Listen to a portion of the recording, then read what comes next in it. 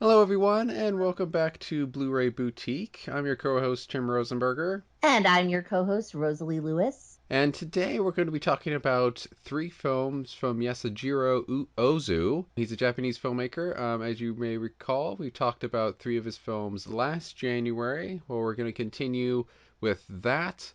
We had also talked about way back. We had also talked about one of his films as part of a podcast about childhood. That was Good Morning. You can look that up as well. But today we're going to continue kind of in chronological order with three more of his silents. Two are family comedy dramas that are part of the Criterion Eclipse set, which is just called Silent Ozu Three Family Comedies. It is Eclipse Series 10. We're also going to be talking about a crime drama that he did that is part of also another Criterion Eclipse series, which I think is three crime dramas. And again, that is also Eclipse series as well. And one of these, the first one we'll be talking about, which we'll get to in a second, I Was Born, but that can be found in the Eclipse series, like I mentioned. It can also be found as a special feature as part of the new edition of that when they re-released Good Morning a handful of years ago on DVD and Blu-ray. It wasn't on the original edition released way back when, but on the new one, it is available as a special feature. So you can find it in those two places, in the Eclipse series and the special feature in their Good Morning release. But anyway, did you have a different perception or different expectations or anything like that going into these films as opposed to when you went into the last three that we looked at last January?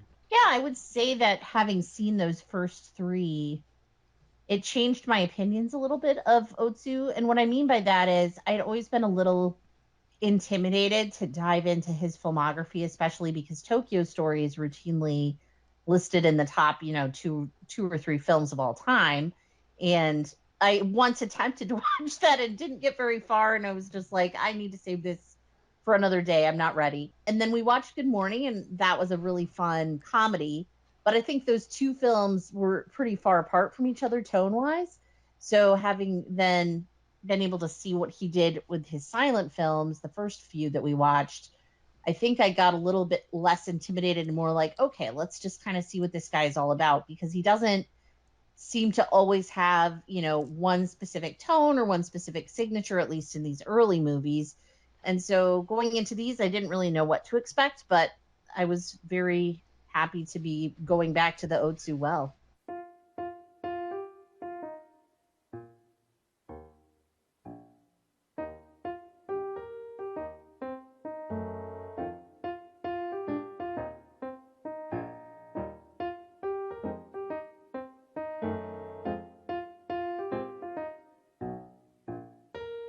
Okay, so the first film we're going to talk about is I Was Born, comma, but ellipses. That is from 1932. It is about two young boys, specifically two young brothers, who are having trouble. They've just moved, I think, from, it sounds like more from the city or something to like the country. And I think the dad, anyway, is kind of just suggesting that it's for their own good and it'll be better for them and stuff, but they kind of know it's so he can be live closer to his boss and stuff and kind of cozy up to him and kind of do better in his office job. But the other kids do not like them. The other kids at school do not like them very much, and they're picked on their way to and probably on the way from school. And the kids make fun of them and make fun of their father for not being kind of in a place in society that's very honorable, and they just get picked on all the time. So they stop going to school, unbeknownst to the father, and it's just kind of a little kind of comedy drama about these two boys and the relationship with their father and kind of, I guess, the expectations that both parties have for the other and how both parties affect the lives of the other. And it should be said, this film, some elements of it anyway, I wouldn't say it was a full on remake, but certain elements of it were taken and were remade in when Ozu many years later made Good Morning, which is why this film is part of that special feature on that Criterion release. Before I get into kind of my thoughts about it, what did you think of this one, Rosalie? Because this one is, I think, out of his early films, is one of the ones I've heard talked about and referenced more often. So it seems to be one of his more popular ones, and probably of the ones we've talked about so far, probably the best known out of the four silent films we've gotten to at this point. So, what did you think of it? Yeah, it's definitely one I had heard talked about before as well. And I was excited because I saw that it was going to be a comedy and it lived up to that 150% for me. It definitely has that timeless quality where there's physical comedy, but there's also situational comedy. And it hasn't lost any of its luster in the intervening 90 years, which it's incredible to think, right? It's incredible to think that 90 years ago, you could make a movie, silent movie, in a different country than where we live, and that we would still find things about it hilarious, this much later. But it's very relatable. And I think Otsu was starting to kind of get into his groove of that family theme in this one, where we do get to know the little boys. We also get to know the parents. A lot of it is from the kids' perspective, but we do see some scenes that are shot from the parents' perspective. And I think that's valuable too, because it kind of goes to that like intergenerational conflict that would become a recurring theme for him throughout his film career. I love the way that he works with child actors. He gets something so real and so natural from them. And, you know, even just the little looks on their faces, like it cracked me up, some of the things that they did and said and just the faces they would make. So yeah, I really found this one charming. So, a preface. I know I had, in the lead up to this, I had had a considerable amount of time to watch these, all three of these, and then I just kept forgetting to watch them. So, at the end of it, I had to kind of rush through these a little bit. So, I had that in mind, and there was this other stuff that was on my mind. So, part of what I'm about to say is probably not the movie's fault. I would like to rewatch the movie to see how I feel about it. But I did not actually care for this one all that much. Uh, Really? Okay. no. Again, it might just been a mood thing. I can, especially reading about it later when other people have gotten from it, because a lot of people like this one. I could see myself maybe liking it more. It might have just been, tired or just not. My focus was not great when I was watching these, so that was did not help in enjoyment. But to start with the positive, I will say that there's a section near the end after the two boys and I know the father and I think the mother come back from a party at their boss's house where they watch like home movies that the boss has made and stuff and that were projected on a wall and stuff. And they come home and the kids leave early because they're just I think ashamed of their father, who they think is kind of basically a loser and kind of a wimp or something or whatever. They get home, and their father gets home shortly afterward, and they mess around in their rooms a little bit, but they quickly go to sleep. And then the mother and father kind of sneak into the room and kind of just talk about basically kind of what it's like to be a parent. And the father, I think, says, like, do you think they'll basically get as screwed up as we are? Do you think things will be better for them? And they kind of really get more into, I think they start seeing the point of view the kids have on at least the father and what he does. And the father says, I don't really like kissing up to the boss and stuff, but it helps us financially and all that stuff. So I like that scene a lot and kind of what it did and kind of the stuff that came after that scene. It kind of dealt with the boys' perception of him and stuff. And you get some somewhat funny stuff. Like this is where one of the similarities to Good Morning comes up, where in Good Morning they had, for much more of the film, they had a strike. The two kids in that film went on strike and wouldn't talk. And this one they go on strike near the end of the film and say they're not going to eat anything. And that led to some funny stuff where basically the mother goes out front of the house and says, "Hey, the father wants you to come in and eat." And they say, "Oh, we're not hungry." And they go back, and she goes back in, and then the dad says, "Bring them out a rice ball," and she does that, and kind of just puts it near them, and they keep eyeing it a little bit, and eyeing it, and eyeing it. Then one of them kind of hesitantly takes it, then he starts eating it, and then he offers it to the other one. The other one says no. Then there's a pause, and then he takes it anyway and starts eating it.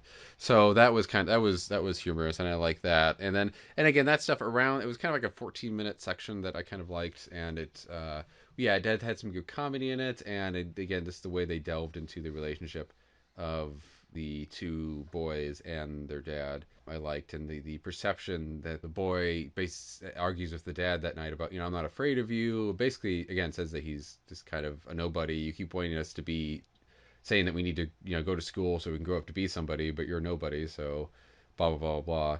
So, and the dad tries to explain stuff to them and why, you don't need money to be important, and tries to explain all this stuff, and the mother doesn't know if they really understand it, and it's just I think it's a really mature, good sequence that I liked a lot. But the problem I have with a lot of the rest of it, especially the stuff that preceded it, was I just felt, to me anyway, it felt very unfocused. It just felt like a lot of stuff was happening, and I didn't find it terribly amusing, which again could just be my mood. But it took, again, getting to that like two-thirds point for them to really get into stuff that I found was interesting in terms of examining family dynamics, and again, think something Ozu likes doing a lot, examining differences between generations and between parents and children. Oh, that's such a bummer. I can't say I had that experience at all, but you're probably right. Like setting plays such a part in whether or not you enjoy a movie and also your frame of mind, especially with a silent movie, it takes a little bit longer to get immersed in it. So I can certainly cut you a little slack, but I had a very different experience of watching it. So, from the get go, I was intrigued about the kids because it did remind me of Good Morning, and I didn't realize as I started it that it was kind of what that movie was based on loosely. Very loosely. But it was still fun to see those two little boys kind of get up to their antics, and I didn't always know like what games they were playing or what exactly was going on. They were kind of getting into little fights and picking on or getting picked on by other kids, and then they start not going to school. Like all of that felt very, you're right, like it doesn't necessarily have anything to do with plot, but I loved the atmosphere and I loved that it kind of sets the stage because the kids are experiencing a certain amount of, I guess, status kind of related bullying at school, for lack of a better term. Like some of the other kids, there's a great sequence that I loved where all the kids, different boys, are kind of bragging about their dads and like, oh, well, my dad like can have Mm-hmm. the meanest look, or my dad can take his teeth out, or Mm-hmm. this is my dad's shiny car. Oh, my dad's car is nicer than that. You know what I mean? And so they're like one upping each other with what their parents do, and specifically their fathers, and the boys at that point think their dad is like really important. And then they have that experience where they go to the boss's house and they see the home videos and they see their dad kind of, I mean, he's making funny faces and kind of makes an ass of himself. And that's where it really sours the kids on their dad because they see him as such a hero figure until that point. And that's when they kind of lose respect for him. And I guess for me, it just felt like that's such a universal experience of, we all go through a thing where we think our parents are something, whatever that something is in your mind. And then as you get older, there comes a point where you realize that they're just regular people. And for some people, that's probably more of a letdown than others. But, when you start to see that your parents have flaws and that they're not larger than life characters the way they have been up until that point, it is a certain kind of painful awakening. And I've recently watched The Fablemans, which I know you probably haven't seen yet, and I'm not going to like spoil things to the extent that it can be spoiled. It's Spielberg about his own life somewhat, but it reminded me a little bit of this movie because in The Fablemans, Spielberg is kind of grappling with his memories of his childhood and the way he did idolize his parents, and then kind of how over time his viewpoint shifted and he had to reconcile who he thought the parents were with who they actually were. And that's a different topic, like it does it through movies and his home movies and things like that, but there were definitely echoes that I thought this would make a really interesting double feature with that, because it's two great filmmakers coming from two very different approaches, but starting in childhood and examining these family relationships and who your heroes are when you're young. They're your parents, right? So I don't know. For me, that felt very universal and very relatable, even Mm-hmm. though I will never be a little boy in pre war Japan. Mm-hmm. But I still thought it communicated that really well. Yeah, I was amazed during a lot of all three of these films, but especially the first and the last one, how not 1930s they felt. Yeah. Because I did. I mean, it's not like I felt. I didn't think they were like 2023 films now or whatever, but it did feel like they were, maybe 1950s films or whatever, even though they were silent. So, or 1960s films or whatever. And part of that is, yes, I don't know all of the period details of 1930s Japan as opposed to other periods, but also I think I mentioned this in the last time too, but I think Ozu, and I think any good filmmaker can get past their cultural identity is going to be part of their films, being Japanese, and Japanese culture is part of these films and is part of Ozu, clearly. But, he's doing stuff. That's why I think everybody should, if you want to get kind of a better view of the world and different cultures, you should really, one thing you can do besides traveling to some of these places, if that's within your means, is to watch some of their films from different periods, because you can really see how even in, like you said, this is pre-war 1932 Japan. This is almost, this is like 91 years ago. It's in a very different culture from the West, but at the same time, they are talking about stuff that is very relatable. It's pretty much the same as, you would see in most any culture. I mean, at one point, I had to remind myself, not with this film, but with the third one, that I was watching a Japanese film because, I had just kind of forgotten about the obvious Japanese clothes and architecture and all and stuff around me, and was just focusing on the characters and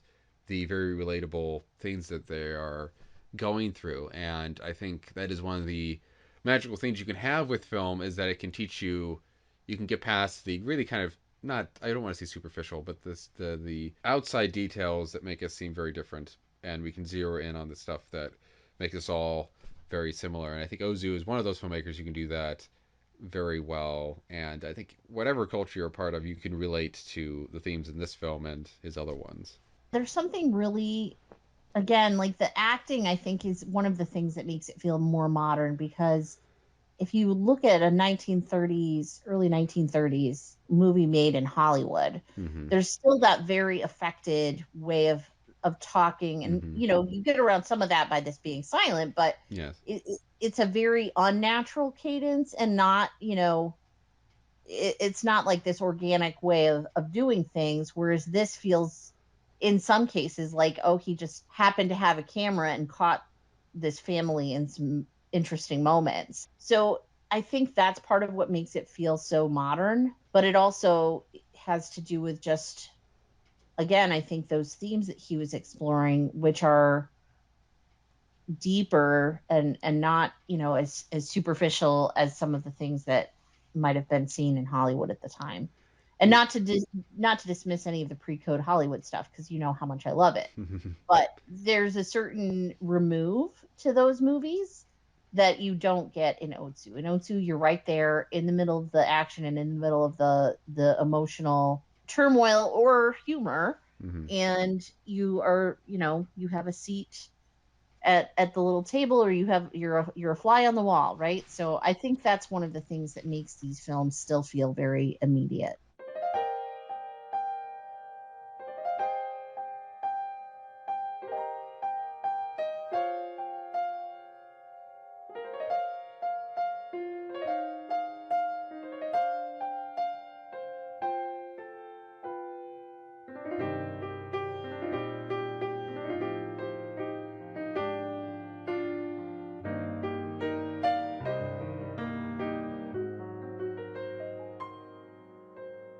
So the next movie that we're talking about is 1933's Dragnet Girl. And this is one that I had heard about and I was super excited to watch, because it was rumored to be sort of a proto noir. And it definitely lives up to that to an extent. I think there are elements of noir, even though noir proper generally is considered to have started in the 40s, and this is obviously predating that by a good margin, but it's influenced by American gangster films, and it feels very modern in that way. And I love that the lead character is a woman. In fact, this is really a story about two women and their effect on each other, as well as their effect on a man. So the movie basically centers around a gangster whose name is Joji, And he has a girlfriend who is the absolute star of the show, played by Kinuyo Tanaka. Her name is Tokiko. And Tokiko is a typist. She also sort of cozies up to various gentlemen if she thinks she can get something out of them. And Joji is fine with this, but he also sometimes is a little jealous. But they're together. And then there's also a young guy who has recently joined the gangsters group, a young boxer whose name is Hiroshi. Now, Hiroshi's got an older sister, Kazuko, and Kazuko is sort of the good girl. So she isn't really pleased that her younger brother has joined up with the gangster, and she is sort of trying to persuade him not to go down that road. Meanwhile, Joji finds himself strangely drawn to the good girl, Kazuko. And so at some point, Tokiko, his girlfriend, is like, enough of this. So she goes to confront the sister, Kazuko. I hope you're keeping all this straight. I know it's a lot of things, but We'll send you a basically, chart later. yeah, exactly. So Tokiko goes to confront Kazuko and tell her to like stay away from her man. And she even has a gun with her. And, she says, we're not friends. If anything, we're probably enemies. And by the way, she does this all while being impeccably dressed, wearing the coolest hats and the best trench coats. And I just want all of her fashion. And she keeps her little revolver in her coat pocket, and it's just like the cutest. But anyways, I know I'm not supposed to be into that, but I'm into it. Okay. Anyways, so she kind of says like, you probably want to shoot me, and Kazuko's like, no. And then she's like, well, then I'll shoot you, and she gets her gun out and points it, but then she can't go through with it. And she says, I can see why. Basically, she says she can see why he fell in love with her, because she's starting to fall for her as well. And it's not entirely clear in the movie whether we're meant to take that in a sexual way, or if it's just she's kind of under her spell. But either way, I think it's really interesting and really unusual to see something from this time period that even hints at potential same sex attraction. So then we kind of get some scenes where Tokiko goes back to Joji. She's trying to get him to commit to her, but also she's thinking, now that she's interacted with Kazuko and she's seen the appeal of living life not, on the lowdown, but kind of living a more traditional life, she kind of wants to get out of their life of crime. But of course, there's got to be one last score, right? It's a crime movie. So I won't go all the way into the details of that, but the one last score is them, doing a robbery for a quote unquote good reason, and then dealing with the consequences of that.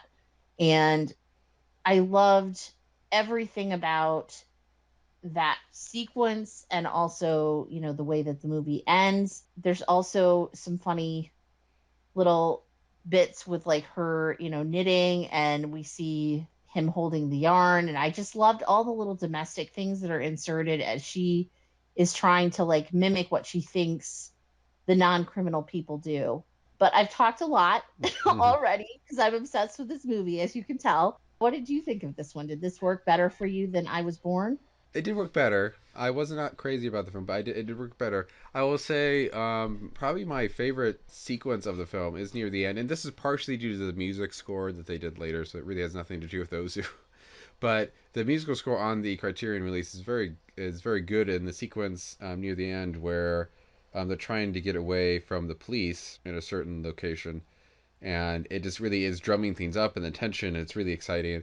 And that I think was probably my favorite sequence of the movie. But I find it interesting that for Ozu, it almost seems like the crime, criminal, gangster stuff, especially for the first one we talked about, almost seem incidental sometimes, and sometimes it's really almost doesn't matter at all. And I think his focus in this is the focus again of what he tended to do, was examining relationships. In this case, is examining lives. In this case, examining the kind of love triangle that they have here, examining the romantic relationship between this gangster and his girlfriend, and whether it can last, and whether they can lead a quote unquote normal life, clean from crime. So, yeah, I find it interesting. Yeah, it is interesting, especially because Otu himself was never in a documented relationship, I don't think. I mean, he never married. He lived with his mother.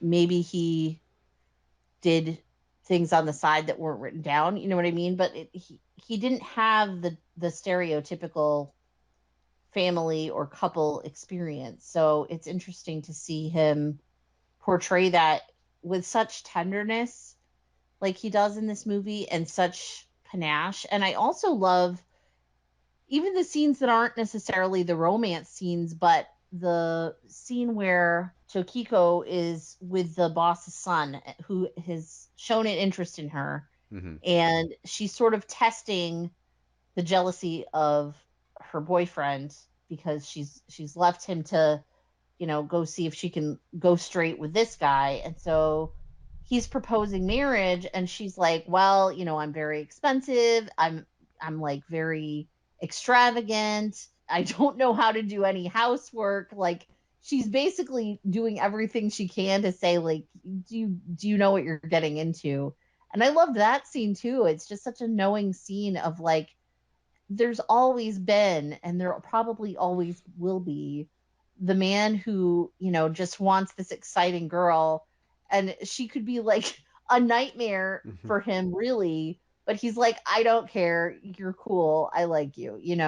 Well, it's And so I loved that scene too. I will say this film has a lot of stuff that you may or may not like in terms of kind of crime gangster cliches.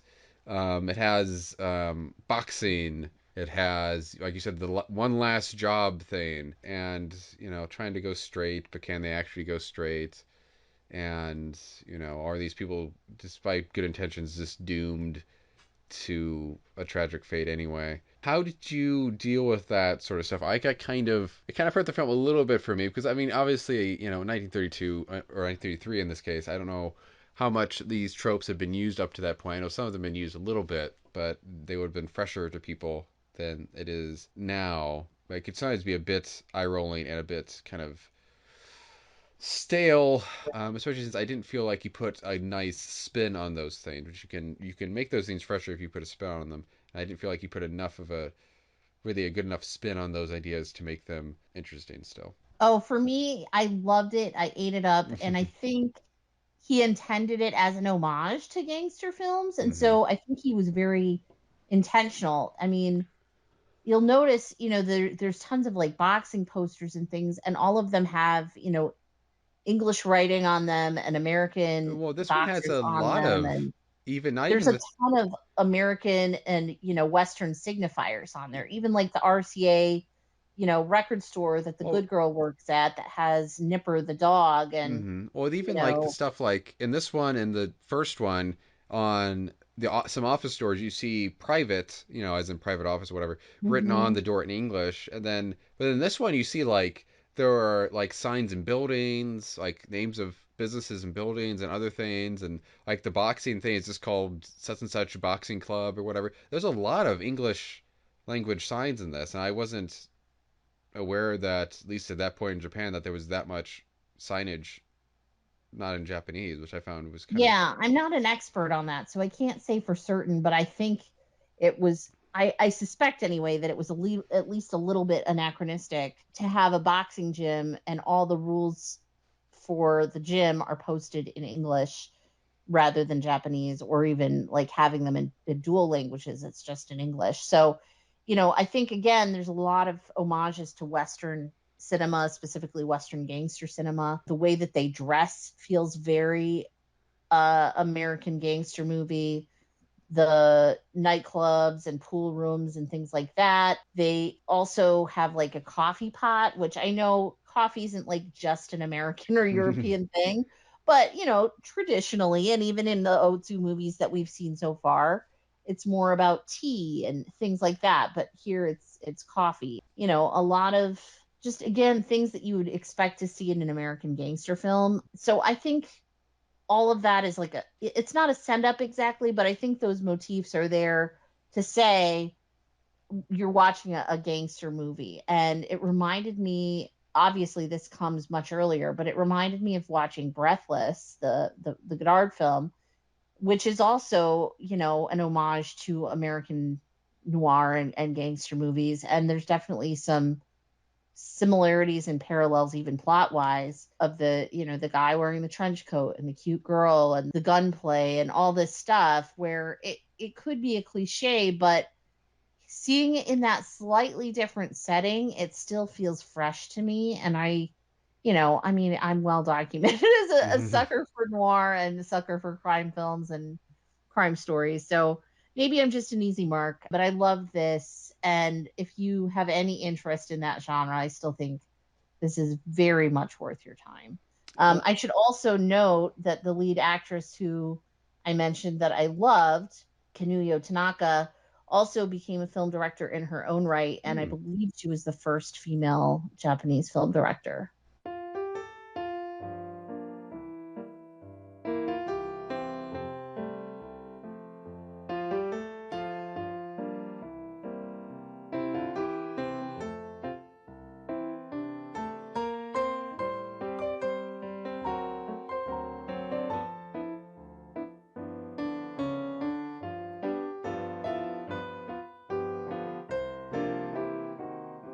Okay, we're going to talk about the last film, Passing Fancy, also from 1933. Again, we're going back to the kind of, again, Criterion calls these family comedies, but there's a lot of drama in them as well. I think sometimes especially in the cases of the two ones we're talking about today, the drama I think can override the comedy in a lot of cases. Actually, on IMDb, it just lists the Passing Fancy as a drama, and I think that's actually kind of appropriate in some ways. Mm-hmm. But this one is about two coworkers who live in Tokyo. One is kind of a romantic, and the other one is kind of a cynical dude who I don't think is very positive about life in general, but certainly is not positive about women. And I think just always thinks that they're out to get something or manipulate you or whatever. We don't really get an idea of why that is. I think it's probably just because he's had bad relationships in the past. But the kind of a more optimistic one, whose name is Kanechi, he convinces a local restaurant owner to take in a girl who just lost her job and doesn't have any family. Her name is Haru, I think. Harui, I think, or Haruri. Haru. And convinces this female restaurant owner, to take this young woman in. And I think the one young woman then starts working for her too, I think. And he kind of has an interest in her romantically, it seemed. But ultimately, the restaurant owner kind of wants to hook her up with the dude's friend, who is called Jiro, but Jiro is not interested in that for obvious reasons. Doesn't have a good relationship with the woman, and it's also about Kanechi's relationship with his son, Tomoe, Timo. Oh my God, Tomoe. Oh, Jesus Christ, I cannot pronounce Timo. Oh, Timi. Oh my God, it's Tomio. Apparently, Tomino. yes. And it's also about their relationship with each other, and you see some similar things that you saw in I Was Born But. I agree with other people that this one is probably a bit more comic in that sense, and in displaying those things. Kenichi is certainly a more comic character, and the relationship and the characters are a bit larger than you would see in I Was Born But. But it's still a interesting little relationship about, the father has little to no formal education. He can't read. He kind of gets out of work all the time. Doesn't have a lot of money. Doesn't save anything money because he doesn't think he needs to. He thinks he can get by with just, I guess, paying bills as they come or whatever. And the boy, who's, as the father says, could be top in his class if he had better manners. Is very smart and studies hard. And the father at some point wants to get him out of the house. He says, "Oh, go play so I can get the house ready for so and so."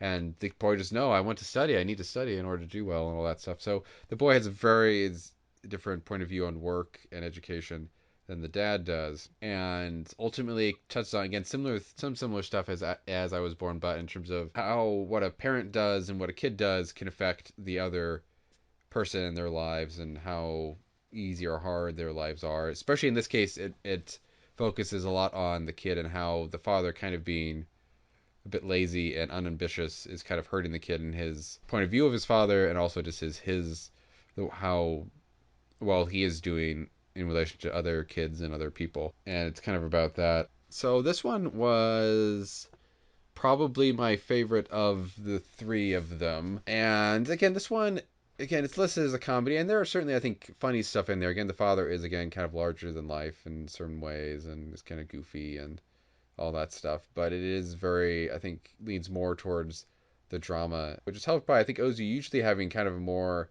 He can be a bit big with comedy, but I think a lot of times his comedy, for me anyway, can be rather small and subtle. So sometimes I think the comedy maybe gets lost in the drama. But my favorite, I guess, aspect of the film was the relationship between the father and the son. And what I liked about this over I Was Born But is that it felt more focused to me, and it just felt more zeroed in on this father and son and how they affect each other and what they think of each other. Probably my favorite scene with them is when the son gets upset at the father. Well, he gets upset about something, and then he goes home and starts kind of ripping like a plant up and some other stuff up around the house, and then he kind of falls asleep. And then the dad comes in and gets angry about, oh, hey, you destroyed the plants. And well, the kid's like, well, I'm being honest about it and stuff. And the guy's like, well, that's not going to give you magical powers. The plant's still ruined. And he gets upset and stuff. And I think they both kind of hate each other a little bit. Well, he first kind of slaps the kid multiple times, which, yeah, I don't agree with that. But anyway, then the kid hits kind of the dad a little bit, and the dad just eventually just kind of lets him do that. And then the kid kind of runs off and just kind of collapses and starts crying. The dad then goes up to him and tries to comfort him and says he's sorry. And I really like that scene because it's shows the heightened emotions, but then the kind of aftermath of that, where they both kind of realize they kind of maybe overreacted in certain ways, and they kind of want to make things better and stuff. So that's the thing I really liked. But yeah, what were your thoughts in the film? I really like this one too. I think not quite as much as you because my obvious number one is Dragnet Girl, but I love the little boy that plays Tomio, and he's the same kid that was in I Was Born, but he's one of the two brothers that was in that Oh, I was movie. wondering if he So was okay. yeah, and he was in a ton of stuff. I think he ended up being in like 300 movies. Oh wow. He kept performing until 2004. So he was even in a movie that I didn't realize, which I do own. I'm going to have to go back and watch it again now. Seijun Suzuki's movie Pistol Opera, which came out in 2001. So he's been in a ton of stuff, and I can see why because he's such a gifted child actor. I'm sure he grew into a very gifted, adult actor as well. But he conveys so much with his face, and you can just see the chemistry between father and son. And this is definitely a very different case from, I Was Born But, because in this case, the little boy is the one who's gone to school and he's kind of the star pupil, and the dad is the one that's kind of like a drunken layabout for the beginning part anyway, and like hasn't accomplished as much. And the little boy is almost the adult in the relationship at times, but Mm-hmm. like you described, there are those moments where the dad has to be the dad. One of the things I really liked about this was their little jokes that they share, and Oh god. the the little riddles that the boy asks, which are basically, like some of the worst jokes you'll ever hear, but like it's so cute and so charming. And I do want it to. reminded me of like my nieces and nephews who always make up silly jokes and ask me the questions as the proud auntie, and they're like so proud of themselves, and I'm like, okay, that doesn't even make sense. But No, um, no, trust me. you know, I have a child who makes. Let me tell you, like one of examples of one of my kids' jokes. okay, This isn't one of the ones she did, but this is kind of in the style of what she would do. Why did the frog cross the road? why? So he could watch a movie, Waka Waka, or something like that. Something as nonsensical as Yeah, that. So trust me, I understand.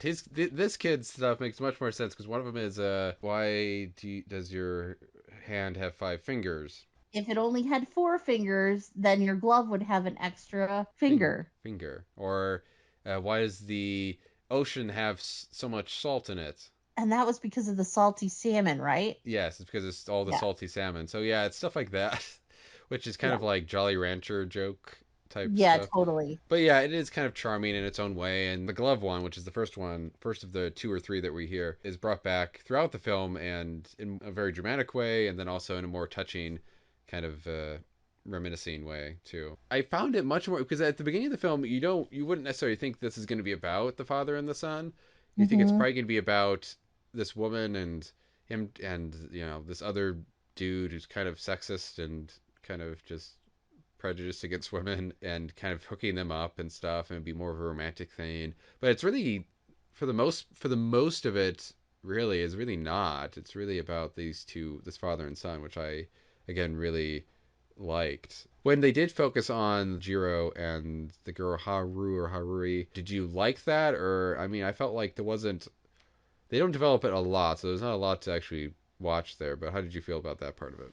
Yeah, I mean, that was the weaker part of the story for me, which is why I didn't rate this quite as highly as the other two, because I was a little bit bummed at how a couple of things with that relationship ended up being handled.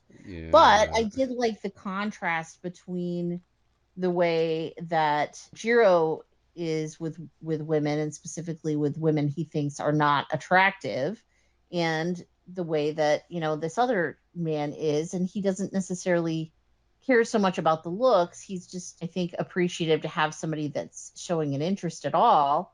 And she refers to him as uncle, and he's like, "Oh, don't call me uncle." But like, that's how she sees him, and he eventually has to accept that, like, yeah, I'm way too old for her. And he does try to kind of do the right thing for her, but I didn't love it because I felt like she didn't have as much agency, and especially having just come off of Dragnet Girl, where the action is completely motivated and comes from the women in the story. It was a little bit of a letdown, but other than that, I mean, this is the one of the three that made me cry, so I got to give Oh, it props for that. It was very touching, and I definitely teared up at the end, so yeah. in a What? good way. it's Yeah. it's a really touching ending, and I was very pleasantly surprised. Yeah, the woman doesn't have as much agency, and when she does try to have agency, there was some 1930s Japanese sexism that was Hmm. is not great to see and stuff. But again, the focus of it really is not about her or the other guy really. And his, I guess he sort of gets over his distrust of women by the end, I guess. Did you like me look up to see how much 50 sen would be? Oh, I was going to look that up. It was because it was what he said, 40 to 50 Ryu or something. What was it? Near the end, they talk about how something's going to cost. Well, they talk. So the little boy, at one point, dad gives the little boy a coin that we're told is 50 sen, and he spends all of it on candy, which does not end well for the little boy. But yeah, I was trying to figure out how much that would be, and it's not entirely clear. Maybe around like $20, $25. Like, I've seen different reports online, but either way, that's a shit ton of candy. I thought that was interesting. Apparently, 1933 is the last year that that currency, the sen, was even used. So that was interesting. But I It like was that element interesting. too of the money that he's trying to basically. I think he sort of says in his own way that he's trying to give a break to a poor kid and just I think trying to give him something nice for once. Right. It's obvious that this family kind of just lives by their means and they don't really have much of any disposable income, so they don't really get gifts probably or anything. So to give him just something nice for once and let him Yeah. splurge, he's just trying to give the kid a childhood, which I appreciated. Because having certain family members in my life who aren't always haven't always been terribly financially well, I know that sometimes the parent or family member just wants to get something nice for something they care about. Right. So yeah, that was a nice little element. It was, even though it ends badly for the little boy. But Yes, we won't get into um, that though. Okay, so I guess to wrap up the Ozu part of this, did watching these ones again kind of like watching the last three? Have they have has your idea of Ozu evolved at all? Oh, it definitely has. And I'm going to say it. I think I'm not going to wait until next January to watch more Otsu. I think I'm going to probably get into some of his other movies in the intervening months here. And if that means I have to rewatch things for the podcast later, I absolutely will, because I'm on a kick now. Like, I'm Hmm. really into it. And I can't wait to see kind of how his style evolves into the next few movies. And I know that sound and color would introduce different elements than what we're seeing in these, but he just has something really special about his point of view. And I Hmm. love that he can take such simple premise and build so much on it, and draw so much out of it. So Hmm. yeah, I'm really curious to delve into more of his filmography, and thankfully there's a lot of filmography to delve into. Ozu did around 40 something films. Criterion has released 24 of those. I think that's a little bit more than half of what he did. I know at least one of his films is mostly lost. On the Good Morning release that they did, I found, which I wasn't aware of, a 1929 film, which I think is kind of a family oriented one as well. And one of the first, or maybe the first time, he used kids to tell a message, to tell part of a story. They have 14 minutes of that as a special feature. I will probably wait until next time to kind of dive into this, but more of his stuff. But I'm excited as always to see how his stuff evolve more. I think next time, since we'll be talking about stuff from 1934, 1936, and 1942, we're definitely beginning into some of his sound films. So that will be exciting to dive into those and stuff. And I'm excited to see some of his stuff, especially to get closer to the war and after the war. It'd be exciting to see how that stuff changes as he gets older and as Japanese society is basically forced to change in various ways. But yeah, I'm excited. I'm excited to dive into more of that. So I'll be interested to see more of that come next year. Okay, so before we start wrapping up, we're going to talk about new or upcoming releases from various labels. I have quite a few I'm going to mention, so I'm going to try to get through them quickly. The first one is through Flickr Alley. It's a release called Cinematic Journeys, two films by Julian Compton, Stranded, and another film, The Plastic Dome of Norma Jean. The first from 1965 and the other from 1966. Just to give you kind of a brief idea from that, I'll just quickly read the kind of little blurb they have about her on their website. Julian Compton, working in Europe and the United States, finds inspiration in the rebel spirit and stylistic innovation of the French New Wave to create characters in search of identity, and explores the uncommon portrayals for the era of female agency. As one of the few American women making feature films during the 1960s, Compton's work demonstrates independent filmmaking's resolve to push against the boundaries of tradition and create a new cinematic language. So that's something I'm very curious about, especially again, like they say, women director when in America when they were not terribly common. Another one from Kino. They are releasing on January 24th. They are going to be releasing a 4K of Death Wish, which I haven't seen, but obviously is very popular. From 1974, that would be the first one, starring Charles Bronson. They are also doing a 4K of the original Italian Job with Michael Caine. And then on to Shout Factory. They are doing a couple things I want to highlight from them to kind of wrap things up. For my part of this, is they're releasing a collector's edition with exclusive poster for The Ooh. Exorcist 3 in 4K. So if you're a fan of the sequels of that, maybe check that out. And finally, a release that will probably interest very few people, and I don't know why I'm even pointing it out, but a Richard Pryor film from 1987, which Roger Ebert and Gene Siskel said was one of their worst films of that year, but I'm so interested in it anyway, so I don't care. A medical drama comedy, not drama, but a medical comedy called Critical Condition. All right. So the first one I'm talking about is from Vinegar Syndrome, and a little bit unusual of a release for them because this is the Julien Duvivier. It's played at Noir Fest a couple times, but I don't know if I would consider it fully a noir. It's a little bit of a stylistic noir, but subject matter wise, it's more of a fantastical story. But in any case, Flesh and Fantasy, and it was directed by Julian Duvivier, who also did Pepe Le Moko. It stars Edward G. Robinson, Barbara Stanwyck, Charles Boyer, Betty Field, Robert Cummings. It's from 1943, and it's kind of an interesting triptych. There's like three different stories with elements of the supernatural involved, and also some sort of dark things swirling in the waters a bit. It's a very interesting movie. It has been very difficult to see other than, seeing it maybe play on, I don't know if TCM plays it because I don't have TCM, but I would assume that they probably have played it at times, but I know it also, like I said, played at the Noir City Festival. The only downside I will say, and this is just a very small nitpick, but when they play this at Noir City, typically they will pair it with the movie Destiny, which was originally shot as part of this movie. And this does not appear to have that with it. But What do you mean that by being a said, part of it?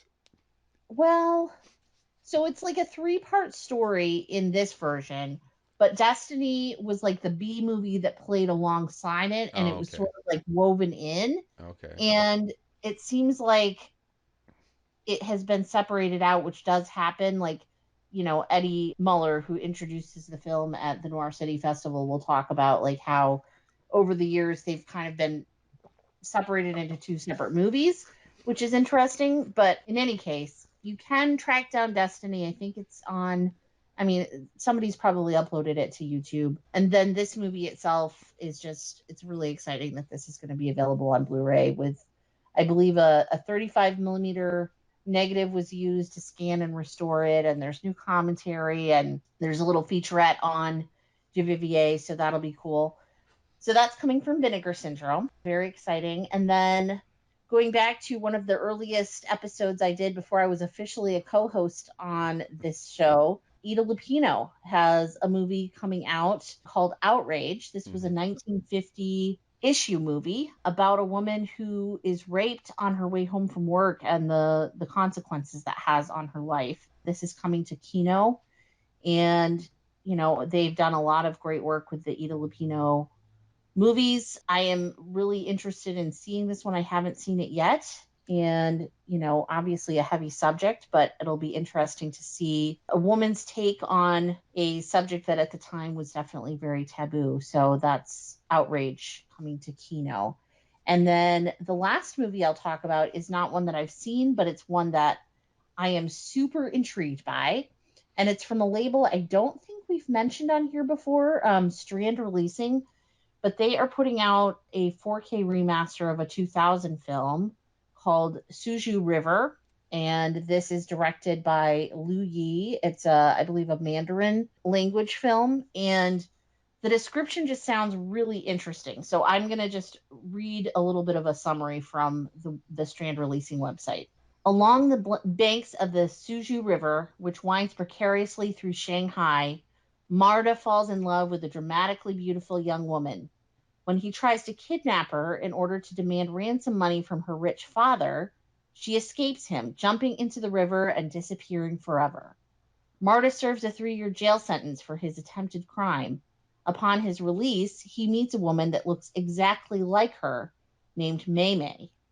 And the reviews I've read of this compare it to everything from Vertigo to The Double Life of Veronique to Wong Kar-wai films. And so I am all about it. I cannot wait to check this movie out. It sounds like it was made for me. So that's Suji River coming to Strand Releasing. All right. So looking ahead to next month, we have two movies programmed, and the theme is I'm going to Miami. So February is a time when I always wish I were in a warmer climate than Illinois, and we're going to pretend with the magic of movies. We'll be talking about Miami Blues from 1990, which is available on the MVD Rewind collection. And then also 1998's Out of Sight from Steven Soderbergh, and that one is available through Kino. So looking forward to those. And then in March, we are going to be diving into the Teenage Mutant Ninja Turtles original trilogy. And my one and only, Andy Genestra, is going to be guest hosting with us for a second time. He was back on the podcast when we talked about Bruce Lee, and now he's going to talk about one of his other passions, the Ninja Turtles, which he's quite the authority on, I can tell you. We'll get into how much of an authority when he's on the show, but let's say there's an entire room of our apartment that is dedicated to that hobby. So more on that to come. April is still TBD, but I am excited to announce that on the next show. And so in the meantime, you can find me probably not on Twitter. I'm trying to stay off of it, but I might jump on there from time to time at Rosalie Lewis. And you'll find me at Cinemapacker, where you'll find links to my YouTube channel. You can also find my writing on fthismovie.com. I recently did a roundup of my favorite films of 2022, as well as my favorite discoveries, non 2022 movies that I watched last year.